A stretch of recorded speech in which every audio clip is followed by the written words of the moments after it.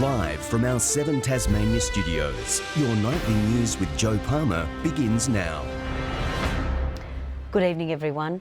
A 2-year-old child has remarkably avoided serious injuries after a car flipped on its roof in an alleged evade in Glenorchy overnight. Police say the vehicle contained stolen goods and drugs, possibly related to another crime. This vehicle left a crumpled mess after it crashed into a power pole and flipped. In the back, a car seat that was carrying a toddler. The vehicle was fitted with a child restraint, however it was inappropriate for the age of the child and wasn't properly administered. It was just extremely lucky in the circumstances that there were no serious injuries. Police say officers followed the vehicle along Silicosis Street in Glenorchy at around 2 a.m. The vehicle appeared to the police to be pulling over and to stop. That's why they continued with the follow. It's understood the car then sped to 70 kilometres an hour into Jamieson Street, where it crashed, with pieces still scattered across the road today. Police say a female driver and male occupant sustained minor injuries. They were extracted carefully from the vehicle by the attending police due to power lines that were on the vehicle's undercarriage. Police say they found some allegedly stolen items in the vehicle. Yeah, police are investigating a burglary that had occurred during the night, and there was also some drugs that were located in the vehicle that are being analysed as well as part of the investigation. In an unrelated incident, police are also investigating an armed robbery at this bottle shop off the Marquis Hotel here in West Hobart. The owner said the incident has been awful for the family-run business. He produced a knife. He brandished that knife at the attendant and demanded cash. So the attendant complied. CCTV footage from a car dash cam shows the alleged offender, aged in his 40s, making off nearby. Wearing a blue or two-tone blue coat with the hood pulled over, and he was walking with a bit of a limp. Anyone with information is urged to contact Crime Stoppers. Ruby Kamain, 7 Tasmania News. A woman accused of killing her mother has pleaded not guilty in the Launceston Magistrates Court today. 46-year-old Natalie Marr is facing 1 count of murder over the alleged death of her 71-year-old mother, Veronica Corstefine, in October. The West Australian woman will be committed for trial in the Launceston Supreme Court in February. The accused remains in custody. Police have confirmed a man killed in a crash yesterday was a 19-year-old German national. His vehicle slid off a gravel section of Glenfern Road in the Derwent Valley just before midday, hitting a tree. Officers say it's believed he was in Tasmania on a 12-month working visa. Police have contacted next of kin in Germany. A thick smoke haze has covered parts of the state's north. For the most part of today, Launceston experienced smoky conditions with several fires burning in the region. It comes as a bushfire at Stony Head flared up again overnight, forcing the Tasmania Fire Service to issue a smoke alert for Low Head, Georgetown, Beachford and Lefroy. People with medical conditions are advised to stay indoors if possible. Meanwhile, a bushfire is continuing to burn at Swansea, with more than 2,500 hectares scorched. The state government says its new pokies policy will give a more than $300 million boost to Tasmania's finances over 20 years. It's revealed more details of the taxation arrangements for pubs and clubs. But there's still mystery about what Federal Group gets out of the deal. The Treasurer spruiking the strategy set to shape Tasmania's gambling future. The new deal in breaking the monopoly will provide to the state over the next 20 years nearly $1 billion in total revenue. As announced before the election, pubs and clubs will be individually licensed for electronic gaming machines. The government revealing today the profit will be taxed at around 33%, plus a community service levy up to 5%. It's a win-win for both pubs and clubs, the government and the community. They're actually getting due reward for the fact that they're the ones who do harm minimisation, they're the ones who employ the staff, they're the ones that take all the risks, so I believe that they deserve to have a bigger share of the profit. The government says it will generate an extra $322 million over 20 years. Anglicare says that money should flow directly into harm minimisation for gambling. What it can mean is that households can actually not meet the costs associated with having the kids at school, paying the rent. These machines are insidious. We need to do what we can to protect Tasmanians. While Labor has backed away from its anti-pokies policy, it's yet to decide whether it will support the new arrangement, calling for the release of the draft legislation. The Tasmanian people deserve to see the detail, and we know the devil is in the detail. One of those details is whether Federal Group will score a massive tax discount on its casino earnings, much lower than in pubs and clubs. We'll continue those discussions and I'll have more to say about that in the new year. Federal Group was contacted for comment. Louise Hedger, 7 Tasmania News. The competition watchdog is taking Tasports to the federal court over claims it breached new anti-competition laws. The ACCC alleges Tasports misused its market power by trying to stop another business from providing marine pilotage and towing. It claims Tasports failed to provide long-term berths for the competitors' tugboats and refused to place it on the shipping schedule. Tasports says the situation is complex but strenuously denies breaching competition laws. It says it will vigorously defend itself against the allegations. Tasmanian safety authorities have issued an urgent warning about a potentially deadly microscopic disease. Silicosis is contracted through dust particles, and an increase in DIY home renovations has led to a worrying spike in the number of local cases. It's a potentially deadly dust everyday Tasmanians can be exposed to, and many are unaware of the dangers. Something as benign as drilling a hole in your kitchen bench or sanding a floor, concrete floor, or doing some work with some sandstone can expose you to inhalation of these particles. Silica dust has cancer-causing carcinogens. The statistics are worrying. We know that over the next 12 months it's estimated there'll be 230 people in Australia diagnosed with lung cancer because of long-time exposure to silica dust. Today, WorkSafe and WorkCover Tasmania launched a new awareness campaign about the dangers of silica dust and the importance of wearing protective masks, especially for those doing household renovations. WorkCover says compensation claims for silicosis have doubled in recent years. From 1990, we've had 9 claims. The interesting thing is that 5 of those claims have been since October 2018, so in the last year and a half from workplaces. Master Builders hopes to work with the state government on the issue.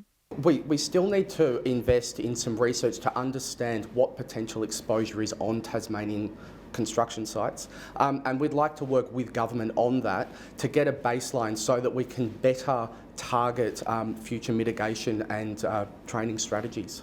Letitia Wallace, 7 Tasmania News.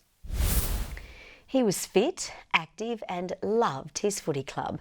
But when a rare condition confined Ernie Blackberry to a hospital bed, he had just one wish: to see his team play on grand final day. Now, the Westbury resident has finally returned home and is planning a mark of respect for the staff who made his wish come true. Ernie Blackberry is a much-loved member of his team, but when Guillain-Barré syndrome struck, paralysing much of his body, it took a true team effort for Ernie to cheer on his club. Hospital staff gave up their time to help Ernie to Windsor Park, where he watched his Bridgnorth Parrots play in the NTFA Grand Final. After the first game or so, I was getting that sore, and I said, "You want to go home?" I said, "No," and I watched the Grand Final. So I just put up the pain, just stayed down and watched it. That was brilliant. The reserves and under-18 Premiership Cups sat on Ernie's window while in intensive care. He returned home this week after 5 months in hospital. Now he wants to install a special plaque to acknowledge the nurses, doctors and physios who cared for him. I actually broke the record for most days in ICU. So they want a plaque, so I'm going to get that and put in bed number 4. Bridgnorth continues to support its dedicated clubman. A fundraiser on the weekend raised $8,000 for his ongoing care. Daughter Mary says his day at the footy has left a legacy. Honestly, we didn't think we were bringing him home. After those first couple of months in there, it was really hard. But yeah, the last month has been amazing to see actually how much he's recovered. Ernie could be in for another 12 months of recovery, but he's giving a 4-quarter effort. Strike the down, we just got to beat it. That's all we do, you just got to fight and beat it. Tom Johnson, 7 Tasmania News. Tasmanian students have returned from an epic mission to a remote village in Nepal. Their aim was to make a lasting impact in a region still struggling to overcome the devastation of the 2015 earthquakes. Hiking through the Himalayas on the way to the volunteer trip of a lifetime, a group of 23 Farn School students on a mission to provide aid in Gatlang, a remote village in Nepal. In the village that we visited that was deeply affected by the earthquake, I think about 400 homes were destroyed. The remote community is still struggling with the aftermath of the 2015 earthquake that devastated the small country, killing more than 9,000 people, with homes destroyed due to avalanches and powerful aftershocks. The schoolyard was affected as well, so we did lots of manual work in there and repainted the school and just tried to brighten their spirits a little bit. We helped paint the school and level out their yard, their playing yard, which was basically rubble and dust from the school that used to exist there that was destroyed. The 3-week adventure took more than 18 months of planning, with the trip aiming to create a lasting connection, also establishing a supply chain to provide the village with vital items such as textbooks and hygiene products. It was about providing not only a great experience for the girls in terms of going deep into the Himalayas and experiencing something completely different, but being able to provide back to a community that, in turn actually provided us with so much more as well. The students are continuing to donate resources to Gatlang, with another visit planned for 2021. Ebony Ablett, 7 Tasmania News. One of the state's rescue helicopters took a short break from its duties today to visit a local primary school. The crew discussed with students the nature of emergency services, made even clearer when they had to leave early because of a real call-out. Hovering in the sky, the sound of blades blasting across Newtown Primary School. The Westpac rescue helicopter landing in the middle of the oval to a blown-away audience. It was really windy and grass was flying everywhere. It was pretty cool. It was windy. They nearly flew people over. The crew, made up of a pilot, a paramedic and a police officer, all answering questions and explaining their roles with the students. Our state is so rugged and, there's a lot of wilderness down here in Tassie, so it's just so important that, for them to understand the services. So we obviously do wilderness rescues. The service also does road accidents and we do inter-hospital transfers. And sharing critical tips on what to do in emergency situations as we head into summer. Yeah, so we just want the kids to have a really good understanding of being safe when they're out and about and enjoying the Tassie wilderness. So if they go on a walk, if they could let people know where they're going, when they expect to be back, and they're really well prepared. Now I know that I need to get a location beacon so that when I'm going bushwalking or anything like that, if I get hurt or anything, I can press the beacon. A sea of pupils swarming around the aircraft for a closer look, suddenly cut short, with the crew forced to take off to a call for help. So we're a 24-hour service on call 24/7 for the Tasmanian community. Ruby Kamain, 7 Tasmania News. A new exhibition commemorating Tasmania's contribution to World War II efforts has opened at the Army Museum of Tasmania today. Titled Tasmania at Home and at War, it showcases our soldiers, but also the products made by local business. One of the things our exhibition talks about is an honours and awards role, and it's a very large role of Tasmanians that won significant awards. Items on display include Tasmanian-made boots, ammunition, uniforms and other personal artefacts from the museum's archives. The Tasmanian Tigers are facing an uphill battle to avoid losing their Sheffield Shield clash against South Australia. George Bailey was denied a fairy tale finish to his first-class career in the worst possible way, as Ben McDermott stood firm amid a top-order collapse. Tasmania leads by 149 runs at stumps, with 4 wickets in hand heading into the final day of play. The Tigers started the day 1 down, and captain Jordan Silk did little to calm the nerves in the dressing room. Off the edge of Silk's bat, he's gone down again. He's been dropped second time in 2 overs. Tight end-to-end bowling keeping the run rate at slightly more than 1 and over, and something had to give. That one's high and it's popped up and it's caught. Mac Wright out for 8, bringing to the wicket the man of the moment, veteran George Bailey in his final first-class dig. But facing his very first ball, the script wasn't meant to go like this. Bailey's bowled. Gone. Hits the top of off stump. Bailey left the ball. A golden duck, an unfitting end to a long-form career spanning 160 matches. At 3 for 28, Jordan Silk fought hard at the crease for another 15 overs before he too had a brain fade. But Ben McDermott and Jake Doran set about rebuilding the innings. Driving Doran, that's a good shot. The duo combining for a 94-run partnership before Doran fell for 44. McDermott becoming the anchor of the innings, closing in on a century as stumps were called. They lead by 149 heading into the final day of play. Garth Burley, 7 Tasmania News. Tasmania is poised to host 3 games in the 2023 FIFA Women's World Cup if Australia's bid to host the tournament is successful. The state government formally backed the national bid today and says the 3 group matches will be played at UTAS Stadium. FIFA is expected to decide the host of the tournament in May next year. Good evening. Grove warmed up to 31 degrees and topped the list today. Hobart 29, Launceston 23, Burnie and Devonport 17. The northerly airstream brought the warmer temperatures as well as a fair bit of smoke haze to many areas. Strawn 29 degrees, Ouse 27, Flinders Island 26 and Friendly Beaches 24. Lyoweeney reached 23 today, St Helens 21 and Lowhead 17. Now, here's the cloud situation with just patchy mid-level cloud over us today, resulting in no reportable rainfall. Cloud stretches from our region to back over central Western Australia. Low cloud is following a cold front which is pushing across the Bight. Convective cloud developed over the north and east of the continent with thunderstorms over the top end. Tomorrow the front crosses the state early as a weak ridge slips south of the Bight. Low pressure centres and troughs over the mainland.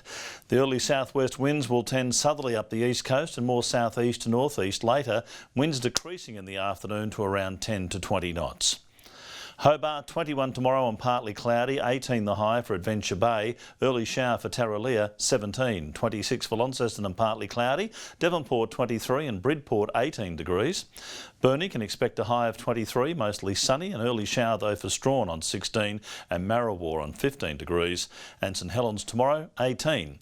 Cloudy for Swansea, 19 as well for Whitemark, but a shower on Flinders Island. UV peaking into the extreme range at 11.